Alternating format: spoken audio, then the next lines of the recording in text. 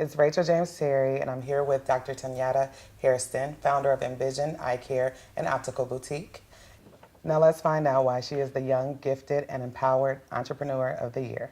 How you doing, Dr. Hairston? Hi, Rachel. Nice to meet you. Nice to meet you, too. We're going to get right to it. Okay. The first thing I want to ask is, growing up, was your passion always to become an optometrist? Actually, Rachel, it was. From the age of 6 years old, I always wanted to be an eye doctor.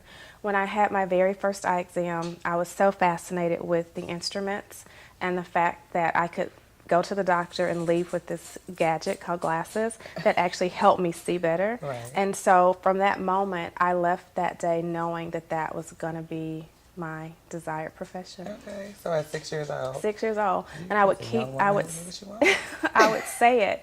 You know, people ask young kids all the time, what do you want to be when you grow up? Right. And my answer was always, I'm going to be an eye doctor. That's right.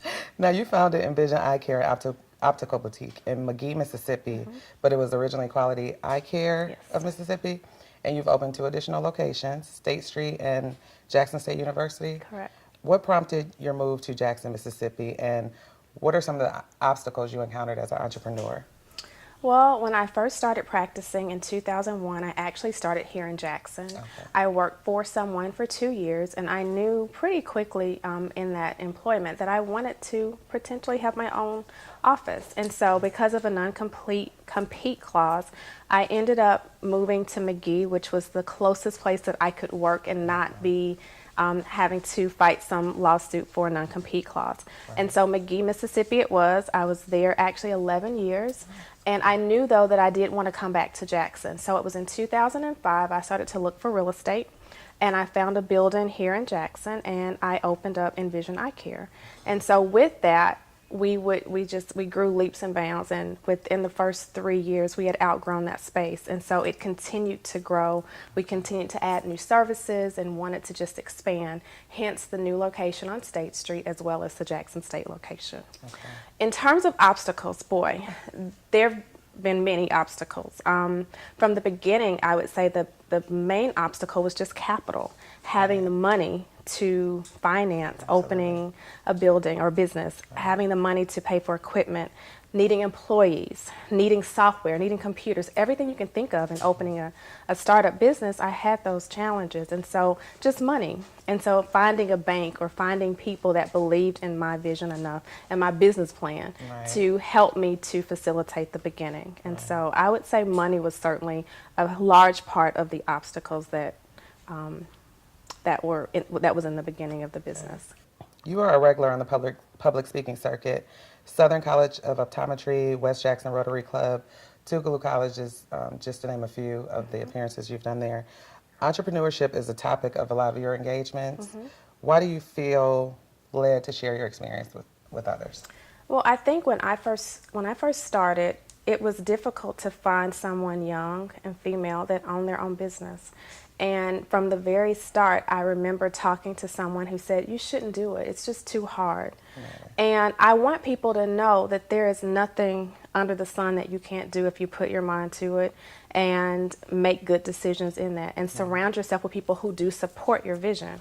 And so my passion now is to empower young women especially to know that your dreams can come true.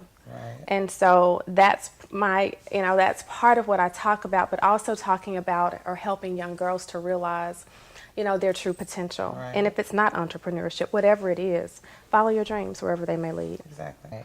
Dr. Hairston, do you have any words of encouragement you'd like to give your fellow entrepreneurs who may be on the verge of giving up their dream? Absolutely. The first thing I would say is never give up, ever. Oftentimes I'll tell kids that I mentor, we have to have a plan A, and we have to be very structured in our plan A. But also I encourage folks to have a plan B. Surrounding yourself with people that support what you want to do. Also, when you are choosing a profession or something that you want to do as your own business, do what you love, do what you know. I've always wanted to be an eye doctor, so that's the path I've taken. However, if it was something different, I would surround myself with people who have done that and done it successfully. And even when people tell you you shouldn't, ask questions. Well, why not? What have been your barriers? What have been things that have stood in your way, or why would you discourage it? Having a plan and putting that plan on paper. I write everything down. I use my iPhone to track my calendar, but I also use a physical calendar to write things down and to journal, if you will, what that plan is. And so just following your dreams, being very concise and precise with what you want to do, and surrounding yourself with people that support that, educating yourself on that desired thing. I think a lot of people fail because they'll see something that they want, but they may not have the knowledge. And so learn everything you can possible about that desired passion that you have. And again, just surrounding yourself with people that have the skill set, the knowledge, the know-how to help you make that happen.